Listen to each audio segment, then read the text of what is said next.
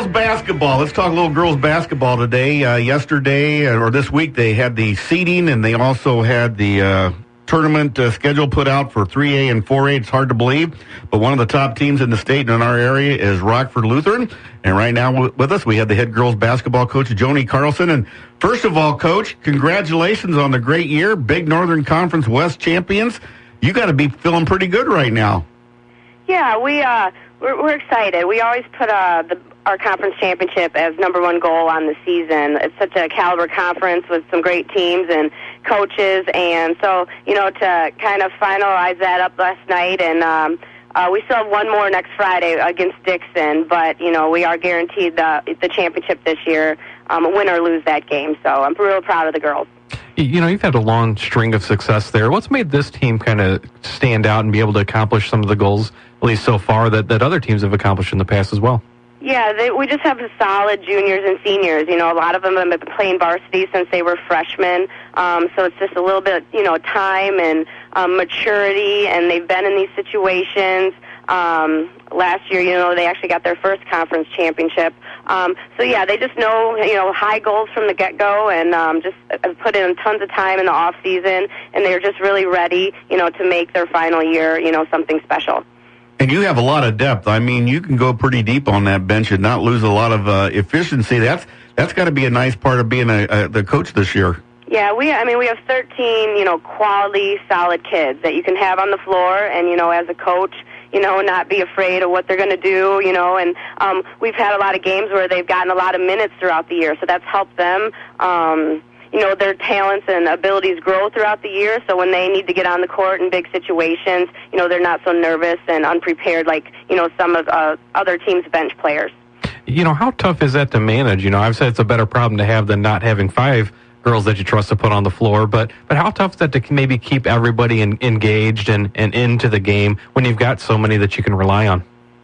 Our program is really about relationships first and business second, so we really get the kids to buy into what we want to do as a coaching staff and, just to support each other. We're not a one-man team. We're not a 5-man team. We have 13 quality kids that work their tails off every day in practice, and we push each other, and it's very competitive. You can't come in practice without your A game because, someone's right there behind them, pushing them, trying to get, more game minutes themselves, and just basically an overall respect for each other, and everyone wishes everyone well. So very unselfish from the girls. You look at those 13 players. Is there one kid you sit there and go, wow, that was really a pleasant surprise this year. That sure has helped out a whole lot. Sometimes those are the kids that don't get, the ink like the rest of them do. Oh, exactly. We've had quite a few games where the game ball would go to someone that, you just really didn't expect for them, to play that way. And it's those, those little things that don't always show up in the paper or the stats, just hustle plays that, our kids, and whether that's in practice or big games, it seems like after every game we're talking about someone different out of the 13 kids, and, it's just, just something to be proud of, different every night. You never want to look ahead on the schedule, but you have wrapped up that first goal in the conference championship. When you start looking ahead to tournament for you to start reaching some of the other goals that I'm sure the team has, who are some of the teams you're looking at that you maybe kind of have your eye on and say, we got to pay attention to them? There's so many. I mean, like I said, this is probably one of the best teams we've had at Rockford Lutheran in the 13 years that I've been here. And, I could go on and on. Our regional itself is there's Stillman Valley and Dixon and Rock Falls and Sterling. I think in our regional alone, we have the 1, the 4, the 5, the 6, the 7, the 8 seed. So, yes, they seeded it. One goes this way, 1 and 4, but ours is just stacked. It's loaded with, our top conference team. So, and then beyond that, there's a possibility Burlington, Boylan's 3A this year, Galesburg, Morton. So our road is just something we're really just trying to focus one game at a time. We need to bring our A game every night and just trying to keep the kids just focused, one game at a time, because there are some tough 3A teams on our road this year. You're scheduled to play your first game on the 16th, which is a Tuesday night. You'll play the winner of Sterling and Rock Falls, and you've got a trip to Rock Falls. That's a long trip, isn't it, Coach? It is a long trip, and Rock Falls. This is a great community, and it's a hard, gym to play in. But we just, hopefully, well, like I said, we just can't worry about fans and coming out to watch us. Again, we're just got to worry about our game plan, and whether that's Rock Falls or Sterling, that's going to be a tough first-round game for us as a 1 seed. So much can happen in the tournament, so it's hard to project out and say, well, maybe in the second or third round or whatever, we could play this team, that team. But, you mentioned Boylan being in there. The boys' teams have kind of developed a rivalry play in the last couple of years. Is that a game that you look at and say, again, you don't want to look ahead or try to project, but say, boy, if we could get that game down the road, that'd be kind of a fun game to play? It would. I mean, just the history behind Rockford Boylan and their athletics and their girls' program. We're two, big private schools in town, so there's obviously that natural, rivalry between the two. And, I think, that's more of like a girls, not so much an individual thing for me, but I know some girls, and not that they're enemies, but have some great friends that they've played, Little League and growing up and Wildcats and all that stuff along the way. So there's definitely some, would be something behind that, game against Rockford Boylan if we were lucky enough to get there. We're talking to Lutheran girls basketball coach Joni Carlson. You had a big week this week. Abby Woolcott scored her 1,000th point. That's kind of neat, and what a nice young lady she is. She's going to Northern Illinois to play basketball. Yeah, she's just the epitome of a student athlete, overall great young lady. She was out her freshman year. She only played 6 games because of an ACL tear right before Christmas. So for her to, hang in there, come back full strength, and, to get that milestone her senior year was very important. Not for her, because she's never about personal stats, but, for her mindset and for the girls around her. And that's something as a team we always celebrate. It can be tough when you're rolling so well going into the tournament to maybe get the kids to buy in, on where you need to improve. But what are some things you're looking at to say, if we're going to make a run here, we've got to get better at this? Yeah, we just need to clean up the little things, making sure we're boxing out every time, we're pushing the ball up the floor, we're making our bunnies. Girls basketball sometimes is hard to watch, I'm not going to lie, when, girls just can't hit that, high percentage shot all the time. Free throws are a struggle for us right now, so we need to get to the line, get to the line with more confidence and just defense. I mean, we get a lot of our offense from our defense, so just making sure we're, on point on that at all times, and that we're, all 5 of us on the floor working together as a unit. So those are the things we really need to focus on in the next week and a half. I've followed you guys. I've been to a game. I've, seen stuff on Twitter and stuff. And you picked up a transfer this year, Ashley Lopez from DeKalb. Those kids accepted her pretty well and have brought her in, and she's been a real big help. That's kind of the attitude your team has, right? We love having a new kid on there, and we just love having her on the team. Right. I mean, like I said, I've been blessed with a great group of kids, and she has just been, a perfect fit. She's a good kid. She's a hard worker. We always like to think, it just takes a certain kid to come to our program and, be successful. But our kids, again, we make them buy into, and it's no one's guaranteed anything. And she's earned her respect. She works hard. Right now she's coming, first man off the bench for us. We feel that's the best spot for her right now. She's such a spark because, she's still new to our system. So, a lot of the other kids have been playing together for a while. So, and that's just a credit to my team. And like I said, the young ladies that I have, that they were open to that. And, she hasn't stirred anything up. If anything, like I said, we thank, God every day that she was brought to our program.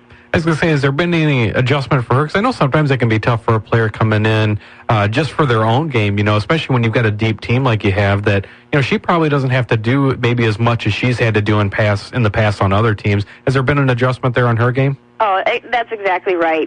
She's, to come in and learn a system, and she came from a program that might not have been as strong, and she had to take a lot more on her shoulders individually, both on the offense and the defensive end. So to get her, kind of wrangle in back to us, our type of program and playing with 5 kids and on both ends of the court, has been a little bit of an adjustment period for her. But again, she'll stay after. She'll, just a coachable kid that, it's coming, and, thank God she's only a junior. So we have the summer to, work with her more. And every game she seems to get more and more comfortable, like I said, with our system and our students, our athletes.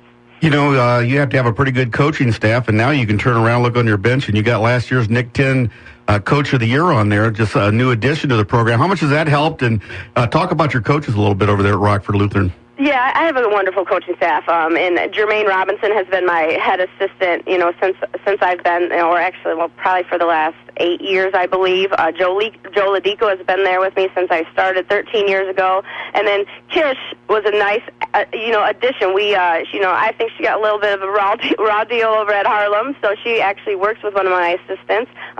Was missing the game of basketball. We asked if she was interested to come on and take a different look, different program, different school, different kids, and she has been super excited and a great addition for us at Rockford Lutheran. Great work ethic and really gets those kids working hard. How nice has it been to keep a staff together that long? When you start talking about how long they've been there and the success you've had there, that's kind of surprising because, obviously, you'd think other schools would maybe want to bring them in to try to turn their programs around.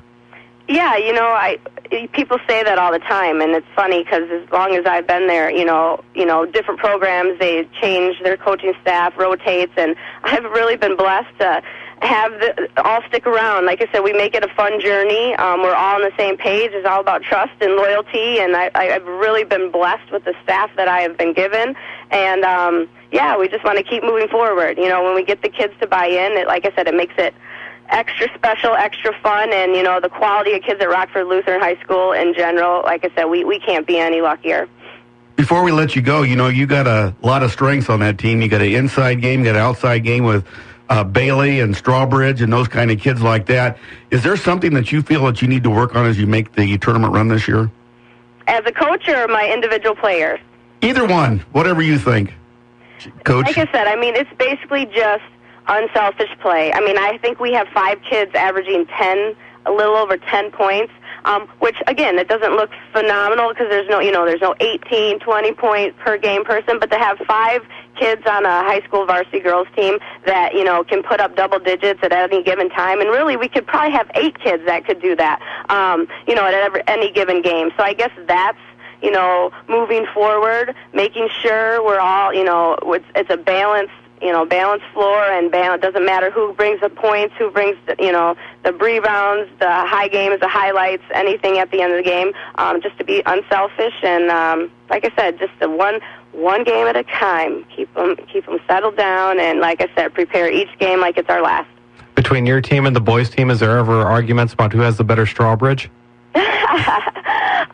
The Strawberries are great kids, great family. I would think the only rivalry is probably between the 2 kids themselves. They are each other's biggest fans for sure. But yeah, they definitely pick at each other. If one misses a free throw, it definitely doesn't go by the wayside. They're definitely on each other, pushing each other to get better, but definitely their biggest fans. Thanks, Coach, for being on today. We appreciate it. Good luck down the road, and hopefully there'll be a trip down to Peoria or wherever you guys go.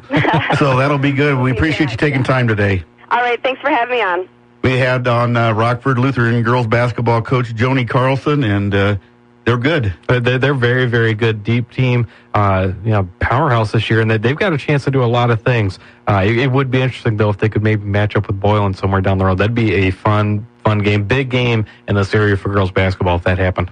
And they're one of the few teams in our area that's state ranked in the girls program. Yeah. And last night, by the way, they did beat Rock Falls 63-30 at home and 13-0 in the conference. So a good year for them. Certainly. We will take a time out. Back with our final segment here on the State Line Sports Hour here on News Talk 1440 WROK. You already have your clock radio